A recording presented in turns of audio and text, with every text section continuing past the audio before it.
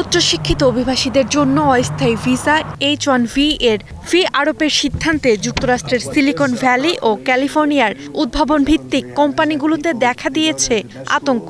কারণ সবচেয়ে বেশি ক্ষতির মুখে পড়তে পারে অ্যামাজন, মাইক্রোসফট, মেটা, অ্যাপল, গুগলের মতো বড় বড় 20টি প্রযুক্তি কোম্পানি। হুমকিতে রয়েছে $280 বিলিয়ন প্রযুক্তি খাত। মার্কিন প্রযুক্তি কোম্পানিগুলো H-1B ভিসার মাধ্যমে দক্ষ আন্তর্জাতিক কর্মী নিয়োগ করে থাকে। সাম্প্রতিক তথ্য অনুযায়ী অ্যামাজন একাই 15,000-এর বেশি, মাইক্রোসফট 6,000-এর বেশি H-1B ভিসা অনুমোদন পেয়েছে। ভিসা ফি বাড়িয়ে $1 লাখ করায় ব্যয় বৃদ্ধির ফলে বিভিন্ন দেশ থেকে দক্ষ কর্মী আসা কমে যাবে যুক্তরাষ্ট্রে। এতে কর্মী সংকটে পড়বে মার্কিন প্রযুক্তি প্রতিষ্ঠানগুলো।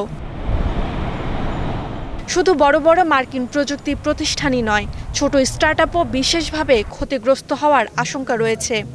H-1B কর্মীরা প্রযুক্তি খাতে উদ্ভাবন, সফটওয়্যার উন্নয়ন ও বড় প্রকল্প বাস্তবায়নে গুরুত্বপূর্ণ ভূমিকা পালন করে থাকে। তাই নতুন ফি আরোপের ফলে বিদেশি কর্মী কমে গিয়ে নতুন প্রকল্পের গতি ধীর হয়ে যাবে। পাশাপাশি মার্কিন প্রযুক্তি খাতের বৈশ্বিক প্রতিযোগিতা সক্ষমতাও কমতে পারে।